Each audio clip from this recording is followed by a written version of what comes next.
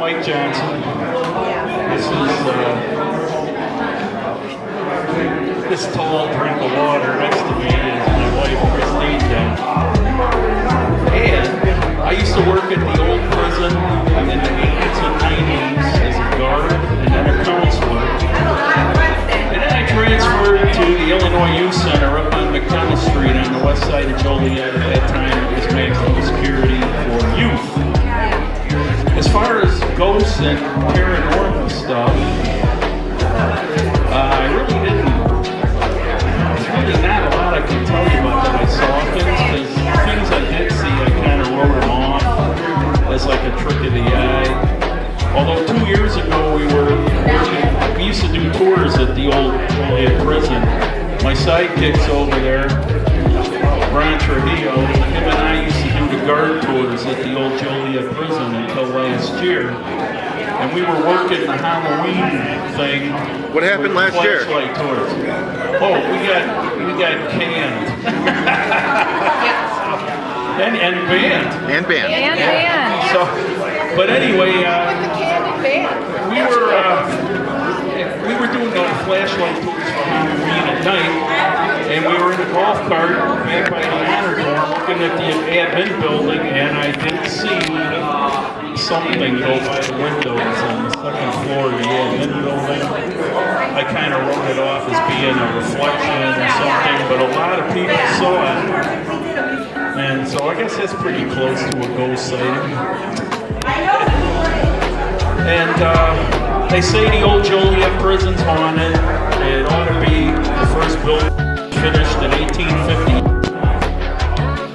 And the youth center that I spoke about, if you drive down McDonough Street and you see that 2-story, 3-story limestone building there, that's the original Will County Poor Farm. That's where the poor, the elderly, the mentally ill, and some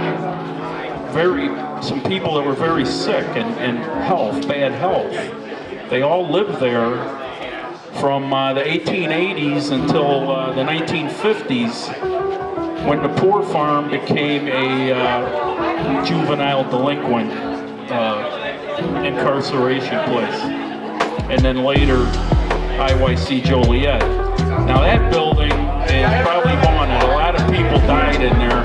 There's a cemetery behind that building, behind the old youth center grounds.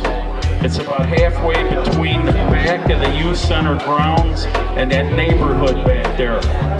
And all the stones are numbered, no names, and any record that may have existed with who's buried in those graves is long gone.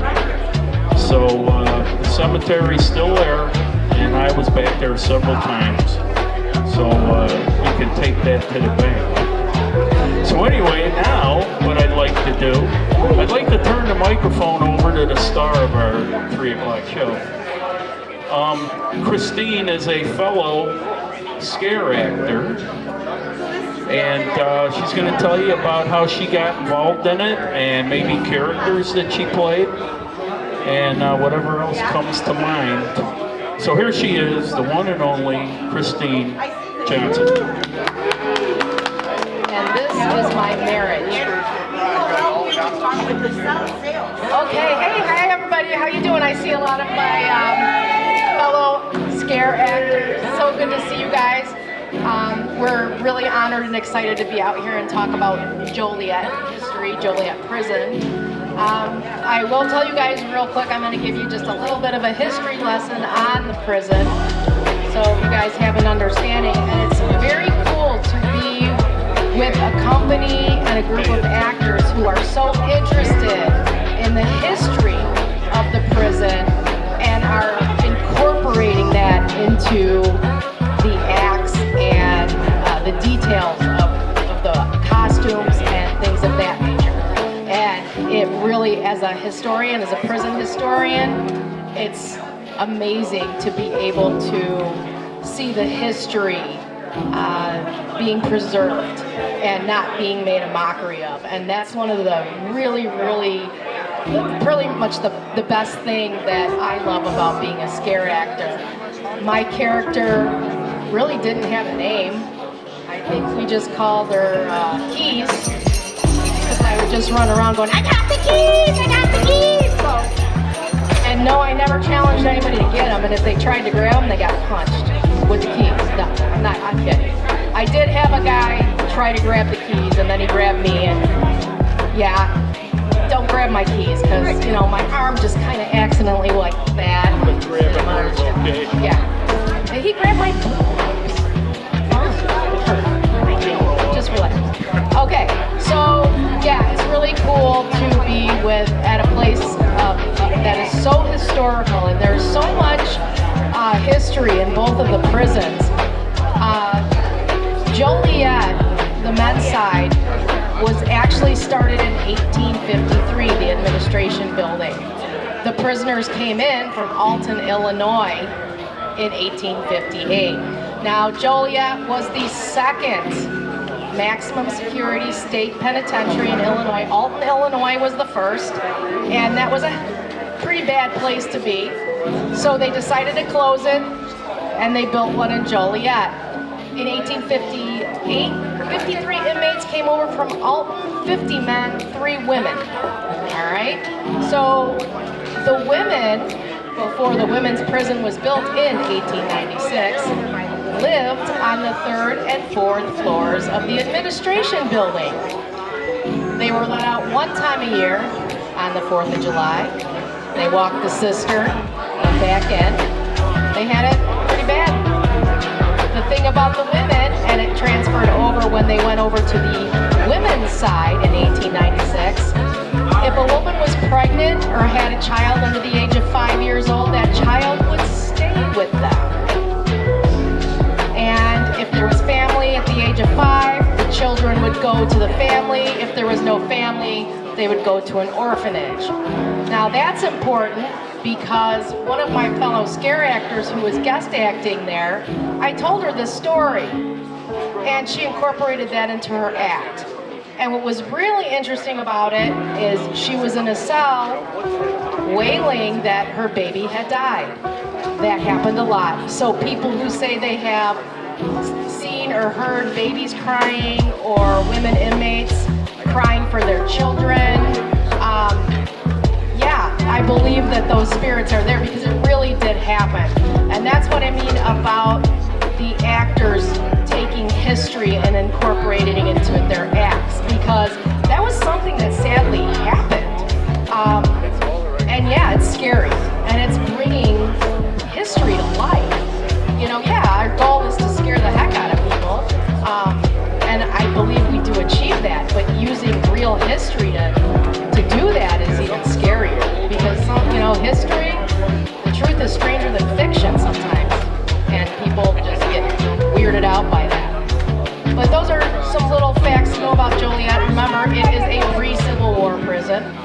So, most of the inmates that were in Joliet pre-Civil War were German immigrants, Irish immigrants.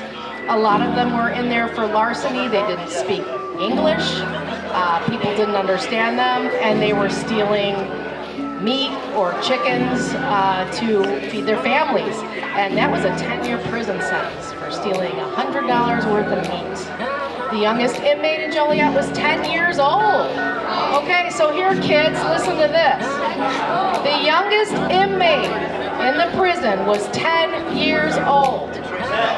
10. So he was incarcerated. His sentence was 10 years. He stole a horse. In some states, that would be a hanging offense. But there was no juvenile program, so he was in with the men. And those prison cells were meant to hold one inmate. They were 7 by 7 by 4 cells, and there were 2 to 3 men in them by 1877. So this young man, I hope he learned his lesson for grand theft equine. So yeah, I'm pretty sure he never stole a horse again. But he did serve his full sentence, we are told. So there were some 13-year-olds, some 12-year-olds. They did have children in with the men. So I know history is stranger than fiction. So the women's side was built in 1896 to relieve the overpopulation from the men's prison.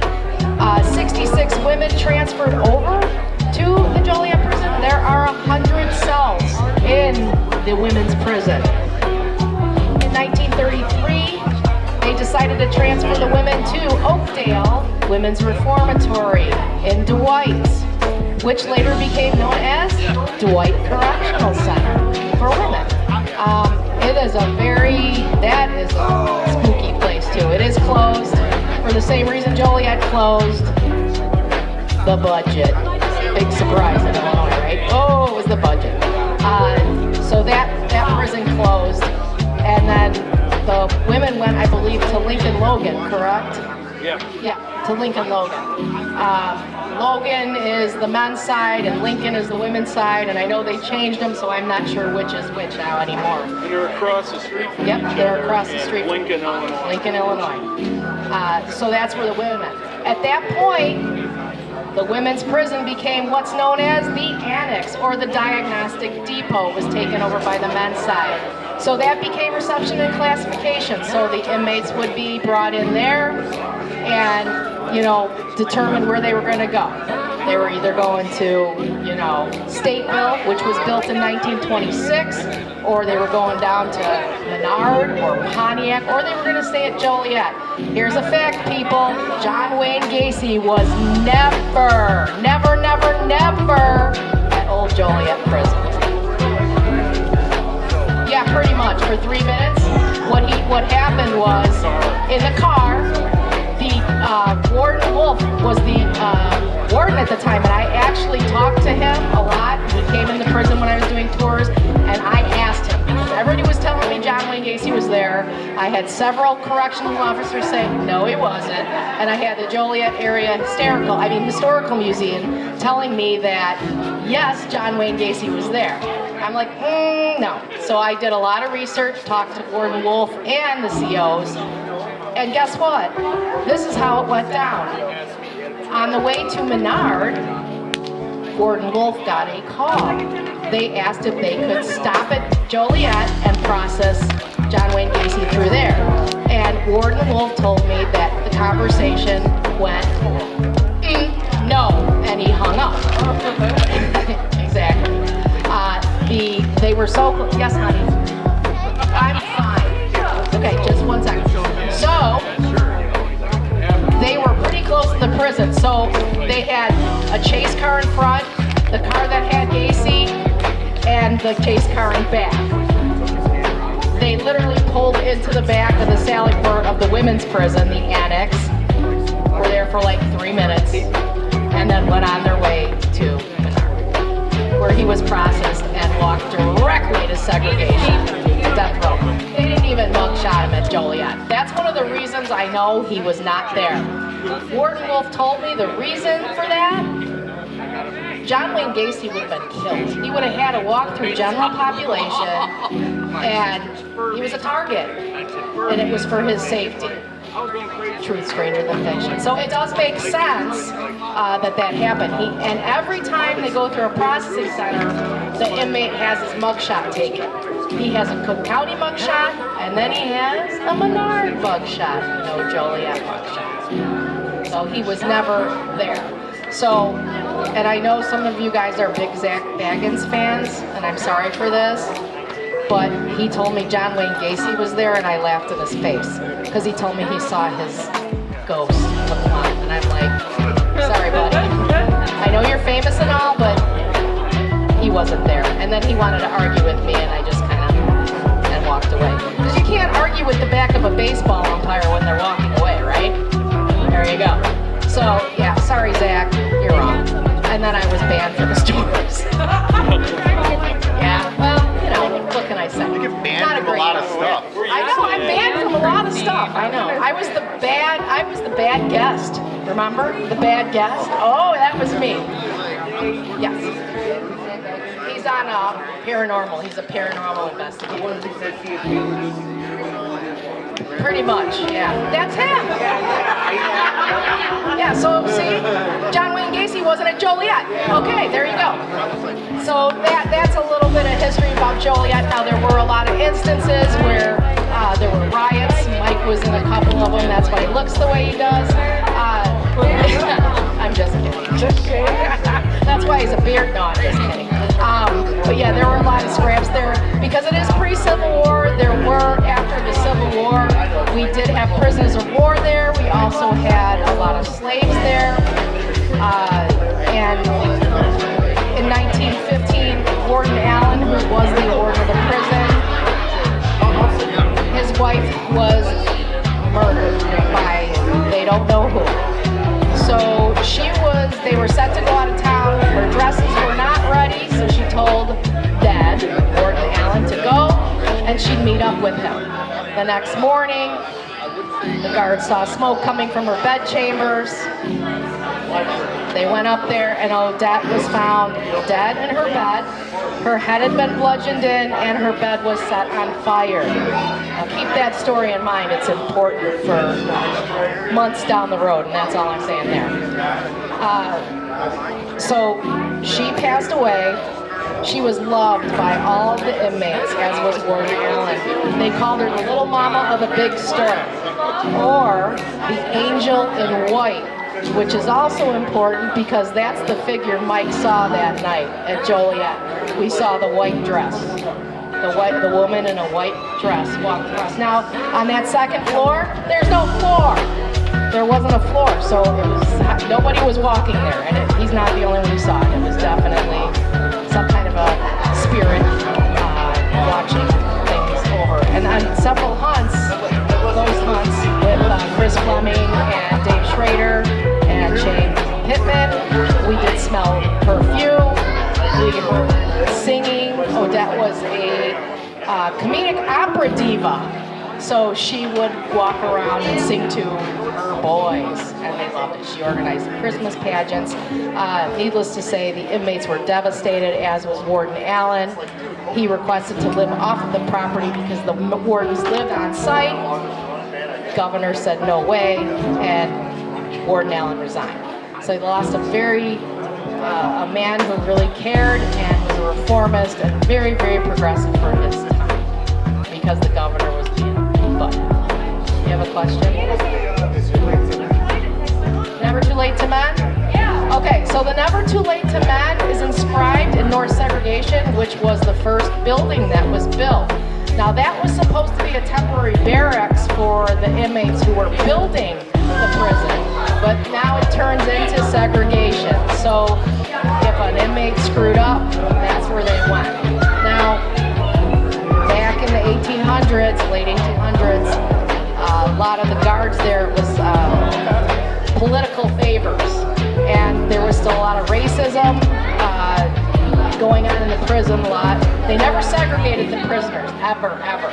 But unfortunately, the black population suffered. Joe Campbell, who was convicted of Odette's murder, the prisoner, he was a trustee.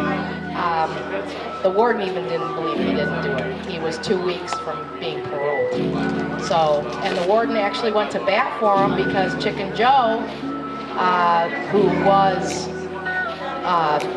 accused and then convicted of the crime, was sentenced to death, but with the help of Ida B. Wells and Warden Allen, they petitioned the governor and got life sentence to life, got his death sentence overturned. But yeah, I mean, so North Seg became death row. It wasn't supposed to be. So that was where that was. Now, it's never too late to mend. The wardens love their little sayings. I'm not gonna lie. On the school it says, make time serve you. I don't know. They just love their sayings. I always thought it was kind of a weird thing because you're walking into North Seg, which was death row at the time when this was put in the floor. It says it's never too late to mend, and then you got escorted out to the electric chair going over it backwards, and I'm like, that's a pretty scary take on those words. Yeah, it's too late now. So I always thought that the wardens had a very warped sense of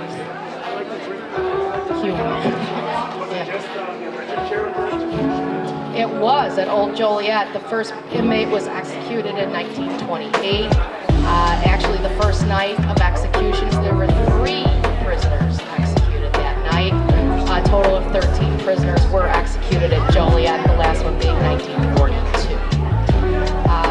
Stateville was there in 1926, and the electrocutions continued at Stateville, where John Wayne Gacy was electrocuted. So people might be thinking that, or sorry, well, yeah, I said he was executed by lethal injection, but I think maybe that's where people get confused with Gacy being at Joliet, because at one time both prisons were called Joliet, even though Stateville's in Preston.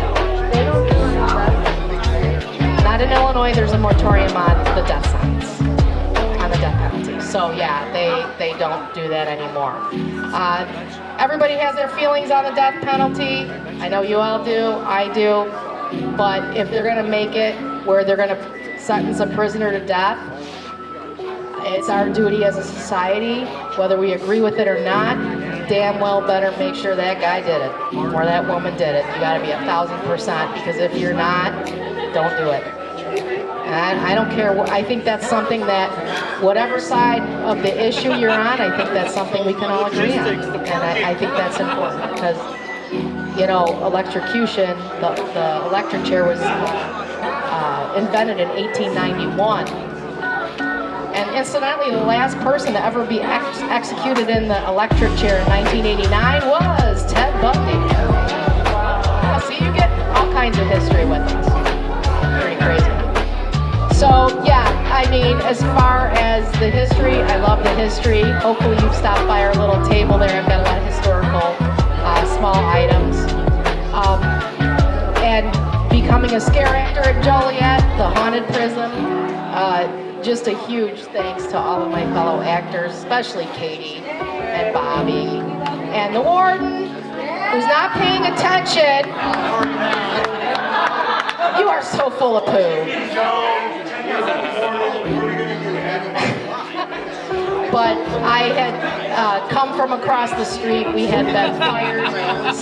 13 of us had been fired. 7 of us had been banned. And actually 5 of the 7 who are here right now have been banned. So raise your hand, Ron. There we go. 5 of the 7. We're all banned from stepping foot on the Old Joliet prison property. But because we allegedly threatened the CEO's wife. Which we didn't do, so. But whatever, that's whatever. So being that I can't stay out of prison, I went to the haunted prison to go for a staff position. And of course, Emily and Zach aren't here. They were a huge part. They're like, oh, come on, try out actor. And I'm like, I am old. The last time I acted, I played the whore in The Death of a Salesman. And my dad told me I was a great whore. I mean, all I had to do was laugh. You know, that was the last time someone.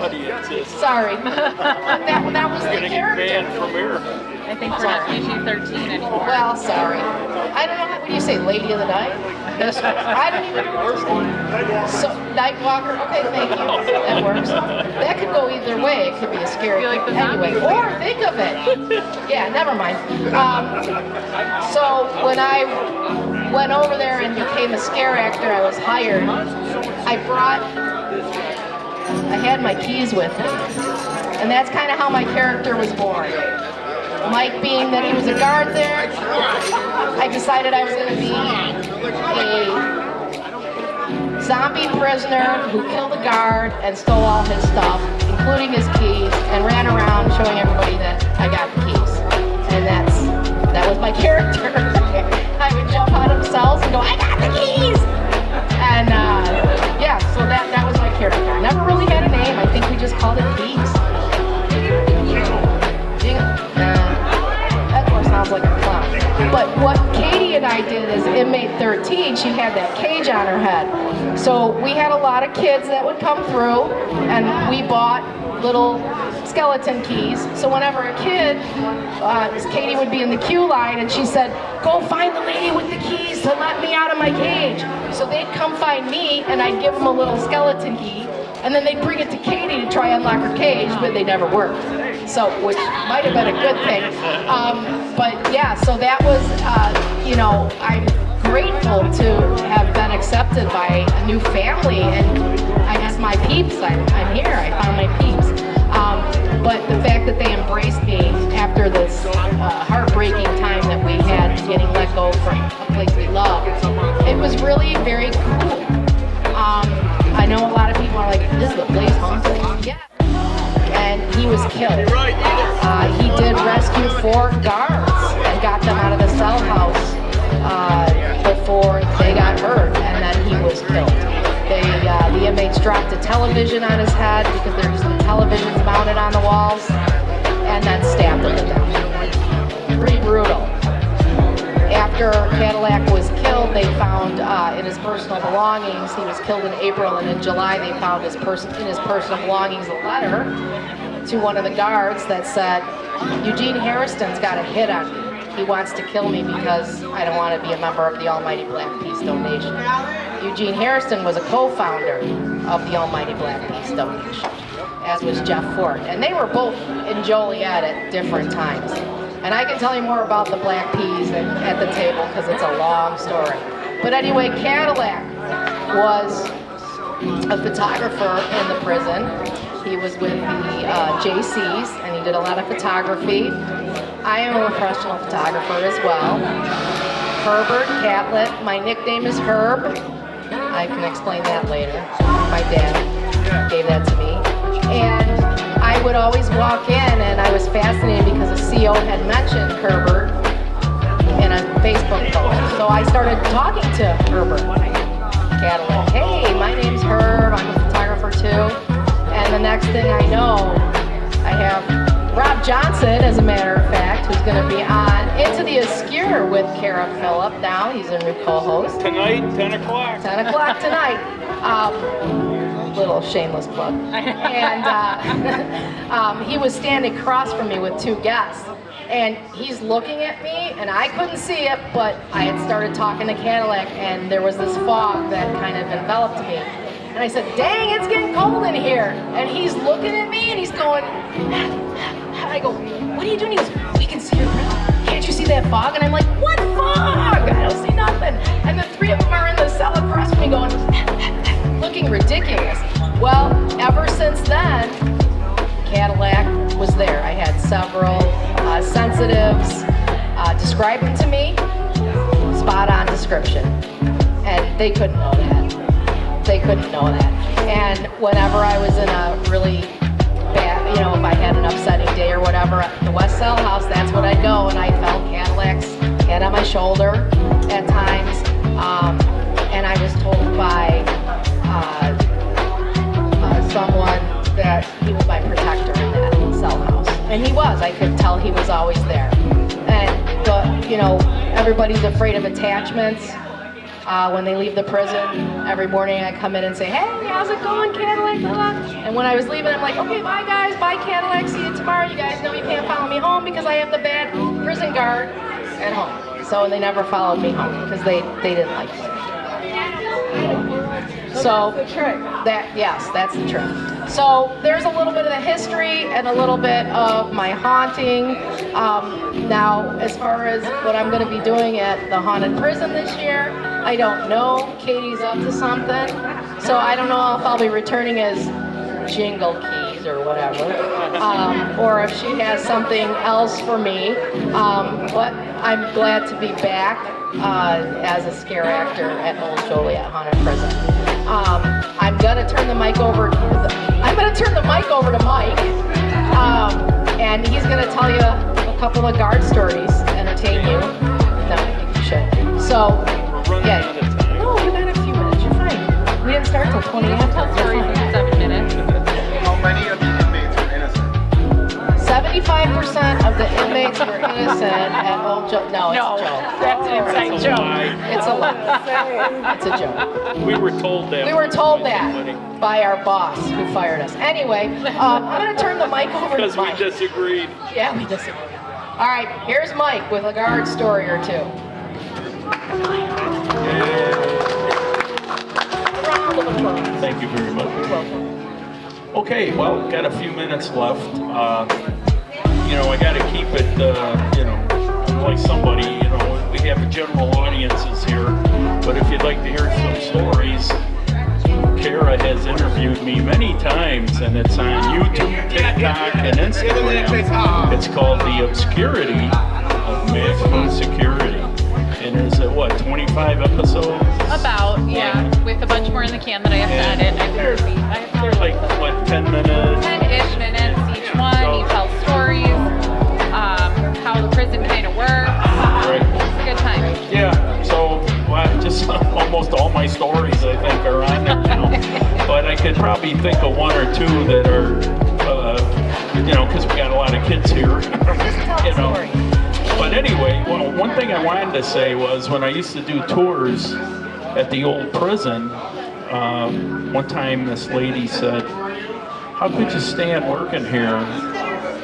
This place is so haunted. There's so many ghosts." And I said, "Ma'am, a ghost can't hurt you.